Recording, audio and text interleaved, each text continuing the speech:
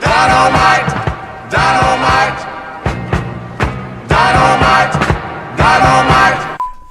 Hey guys, how you doing? My name is Hero. This isn't Coding with Strangers. This is the identity booth. I'm only going to make that mistake one or two more times.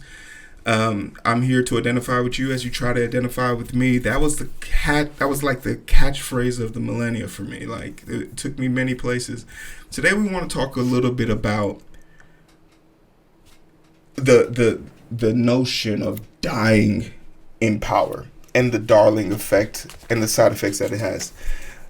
For all those that didn't know, the budget bill has made its way through the House successfully by a narrow margin of vote of 1 in the Republican favor. And if you don't know what this big, beautiful bill, this bill is going to do atrocious things to people who aren't even remotely aware what's going on. Like, today is Memorial Day weekend. People are out there barbecuing. They're getting their Yankee on. They're not even aware of the devastation that is upon them. And besides things like the appeals process being devastated, besides the fact that it's going to cut millions and billions off of healthcare in America, whether it's Medicaid, Medicare, is going to create slashes in the SNAP where people are not going to be able to buy food anymore. Besides the fact that this is going to devastate schools, resources, research. This is going to close down public parks. This is going to close down federal parks. This is going to affect how people get drinking water. Right? There are things in this bill. This bill was over 800 pages of just pure, emphatical, like, destruction of social companies. And we could talk about all of those things. In fact, I could. But there are far more suitable, educated, and better people to give you a breakdown of everything in the bill. There are people who do that. I'm here to talk about specifically how the bill made it. How the bill made it through. In the Democratic Party, there is this notion: to die at the desk of service is the greatest honor. It is the Viking helm of a warrior's death. They love that shit. And I'm here to tell you, for them to have such a rapport of wanting to die as Vikings, they don't fight for shit, right? They don't strike me as fighters, not even a little bit. They're the most baby soft, yellow belly, tail between their legs, vampire without fangs, crocodile with no jaw, a silverback gorilla beating the brakes off of 100 little kids. That's doable. But a bunch of grown men is, I say, 75 max. That's all you need. Don't argue with me, argue with your mammy. Democrats are soft ass bitches. They are annoying beyond reproach. They are full of themselves. They stand on accomplishments that don't even have results. You trying to have a fruit fight, you didn't even have enough shit to harvest this fucking year. And then to hear that you let some food expire in the fields, man, this is a triple entendre. Go fuck yourself.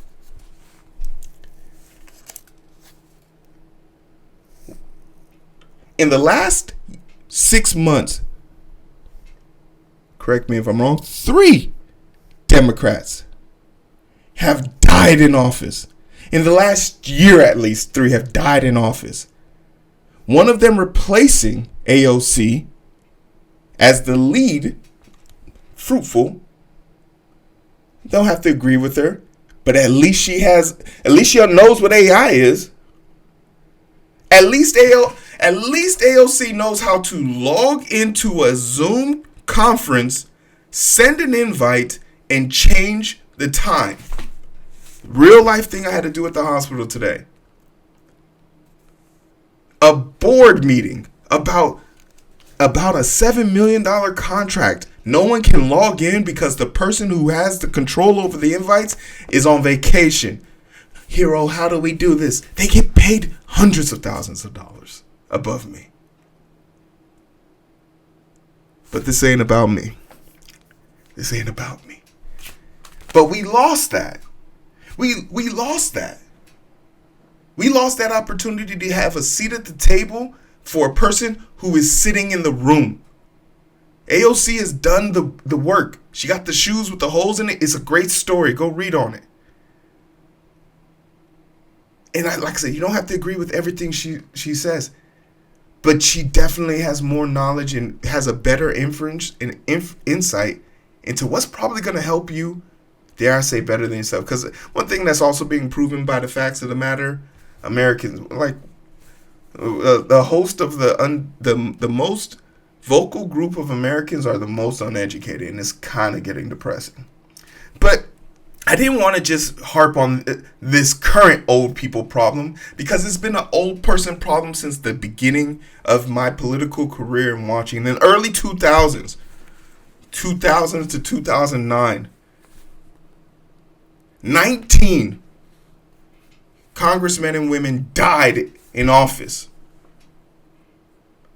Here's this interesting stat.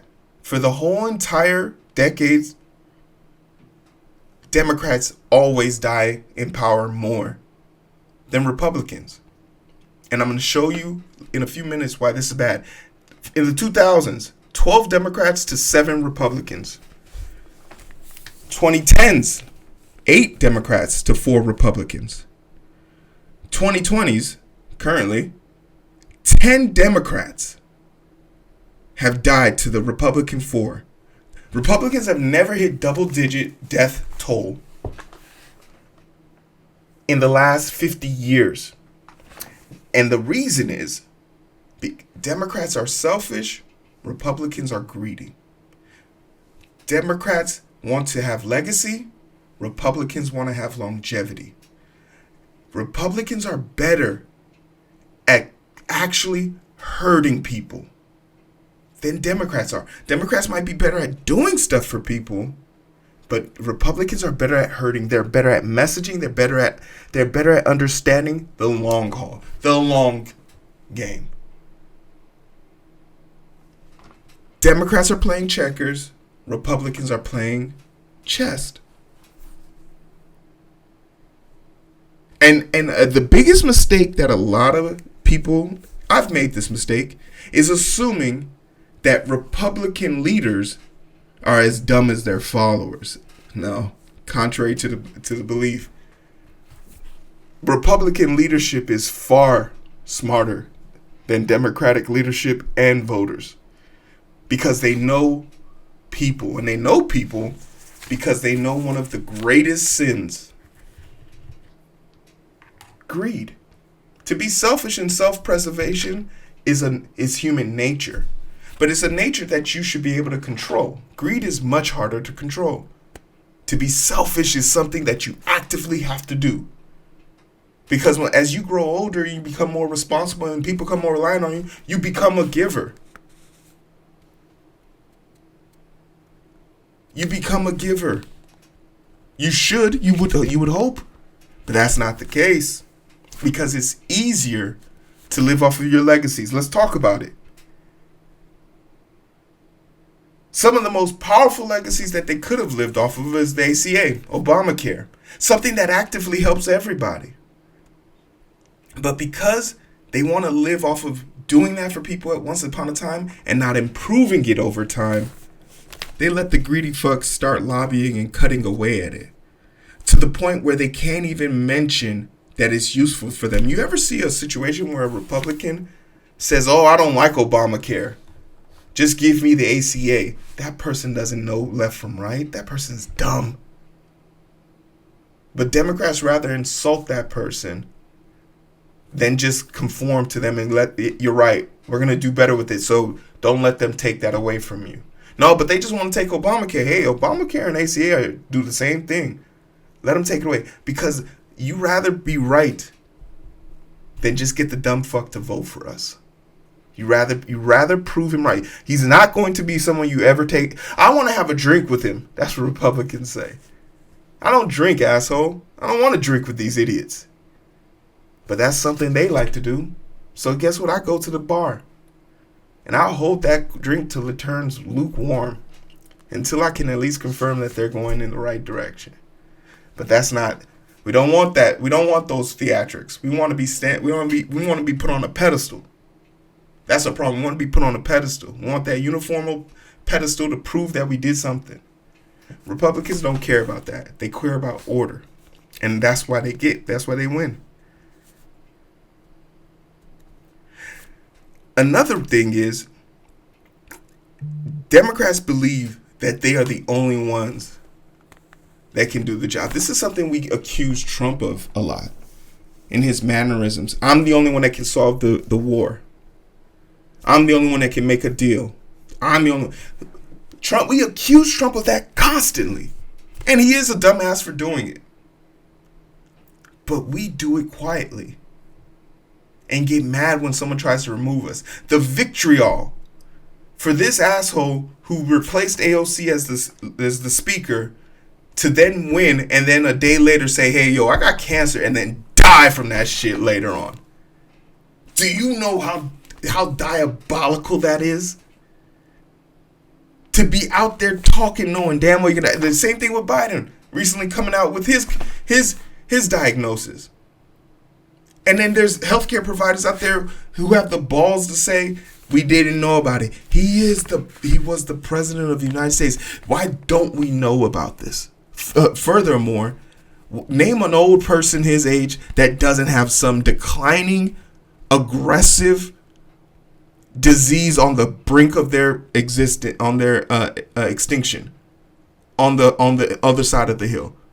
You're old as fucking dirt, my guy. Talking about he was a spry bull. They lied to us.